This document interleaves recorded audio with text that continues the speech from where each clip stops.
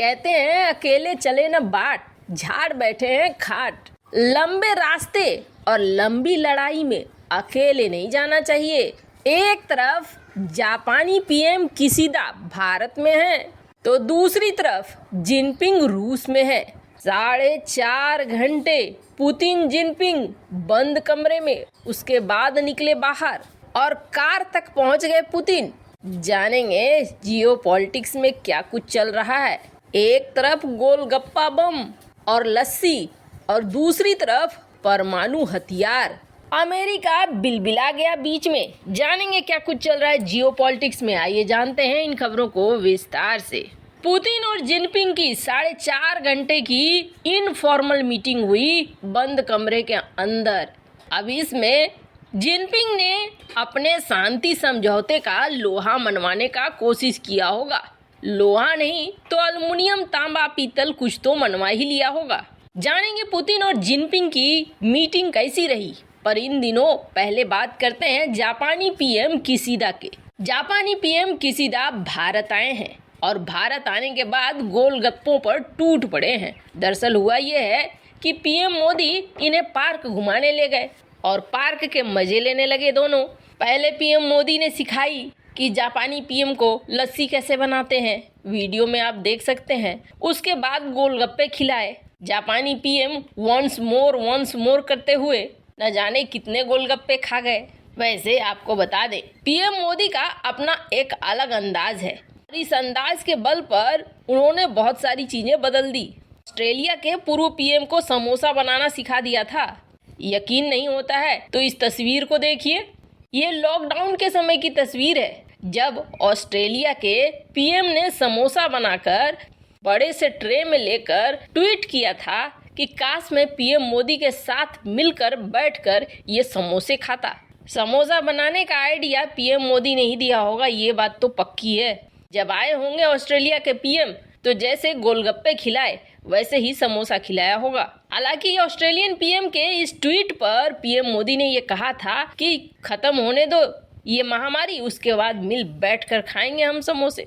पर यह समझने की गलती न करना कि यहाँ सिर्फ गोलगप्पे और लस्सी चल रही है, इसके अलावे भी बहुत सारी चीजें चल रही है। दरअसल दुनिया एक उथल पुथल में है, ये बात तो तय है। चीन का एक दुश्मन जापान इस वक्त हमारे घर में है तो जापान के 2 दुश्मन एक साथ बैठकर बातचीत कर रहे हैं।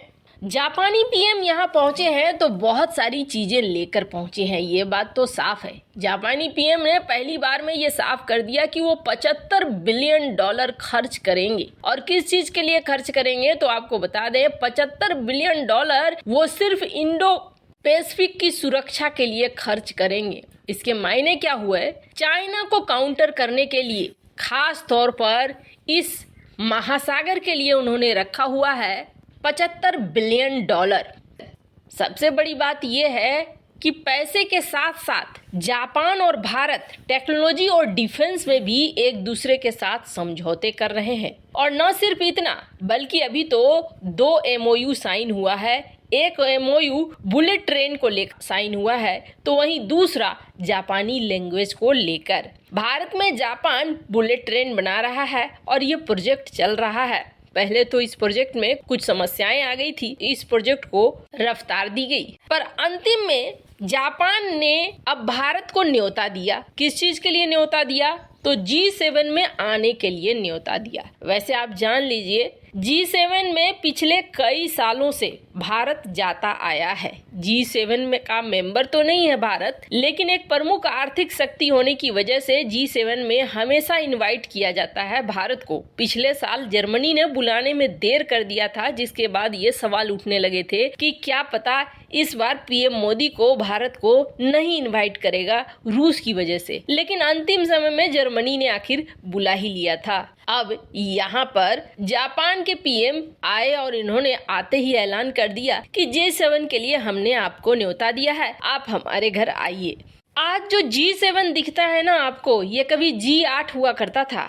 और इस G8 में कौन सा देश था तो आपको बता दें इसमें रूस था। क्रीमिया के अधिग्रहण के बाद रूस को इस ग्रुप से निकाल दिया गया। हालांकि ट्रंप के आने के बाद ट्रंप ने यह प्रस्ताव रखा था कि रूस को वापस से शामिल कर लिया जाए, लेकिन रूस ने भी मना कर दिया और जर्मनी ने भी मना कर दिया था कि जी नहीं, G7 अब G7 ही रहेगा। इस तरीके से रूस का वापस इसमें शामिल होना नहीं हो पाया था। पर G7 में भारत की भागीदारी हमेशा से रही है। हमेशा से भारत इस मीटिंग को बहुत महत्व देता रहा है, इसलिए कि भारत को भले इस G7 में मेंबर के तौर पर शामिल किया जाए या न किया जाए, एक प्रमुख अर्थव्यवस्था है भारत और इस हिसाब से G7 का ऑटोमेटिक मेंबर बन जाता है, ऐसा भारत का भी मानना है। खैर, ये तो रही जापानी पीएम की बात हमारे देश के अंदर। अब जरा चलिए रूस चलते हैं। जिनपिंग पहुंचे हैं और जिनपिंग पहुंचकर बड़े लाव लश्कर के साथ यहाँ पर सलामी ली और सलामी लेने के बाद ये पहुंचे। ये जो सामने दिख रहा है जहां पुतिन स्वागत कर रहे हैं जिनपिंग का, ये एक ऐसा मीटिंग था जो फॉर्मल मीटिंग था, आधिकारिक मीटिंग था। दुनिया भर के प्रेस वगैरह बैठे हुए थे यहाँ पर। सवाल जवाब होकर ये मीटिंग खत्म हुई कि हम शांति शांति शांति के लिए आए हुए हैं, टेंशन मत लो यहाँ बैठे हुए कोई भी। पर अमेरिका ने तो कुछ अलग ही कांड कर दिया। अमेरिका ने कहा, पहली बात तो ये कही कि इस मीटिंग के झांसे में मत जाओ, ये एक मूर्ख बनाने वाला बात है। और ये बात किसने कही? ब्लिंकन ने कहा। एंथनी ब्लिंकन ने कहा कि यूक्रेन कॉन्फ्लिक्ट में चाइना अगर कुछ ये शांति प्रस्ताव लेकर गया है तो ये शांति प्रस्ताव एक बेवकूफ बनाने वाला प्रपोजल है, इससे ज्यादा कुछ नहीं। एक बात तो ये है। वहीं दूसरी बात कहा जा रहा है कि जब यहाँ राष्ट्रपति पुतिन और जिनपिंग बातचीत कर रहे थे तब रूस के बॉर्डर के आसपास, बाल्टिक नेशन के आसपास 2 अमेरिकी बॉम्बर घूम रहे थे। माने अमेरिका भी पीछे नहीं रहना चाह रहा है। पर इन सब में सबसे बड़ी बात ये हुई कि जो आधिकारिक बैठक आपने देखा, उस बैठक के बाद दोनों राष्ट्रपतियों के बीच करीब 4.5 घंटे की इनफॉर्मल बैठक हुई। यानी ऐसी बैठक जो बंद कमरे में हुई, जिसका ब्यौरा इन्होंने आधिकारिक तौर पर नहीं दिया। 4.5 घंटे में इन्होंने क्या बात किया और क्या नहीं, वो तो आने वाले समय में दिखेगा। लेकिन इस बैठक में जरूर कुछ खास हुआ, क्योंकि रात का ये सीन आप देख सकते हैं। ये वो सीन है जब इस मीटिंग के बाद जिनपिंग अपनी कार तक पहुंचे और कार तक छोड़ने के लिए पुतिन खुद आए, खुद उन्होंने छोड़ा और ये दिखाया कि हमारी फ्रेंडशिप बहुत अच्छी है। खैर, चाइना और रूस दोनों अगर मिल जाते हैं तो ये लड़ाई बहुत टफ हो जाएगी। ये बात वेस्टर्न दुनिया भी जानती है और ये बात भी तय है कि तब तो ये विश्व युद्ध में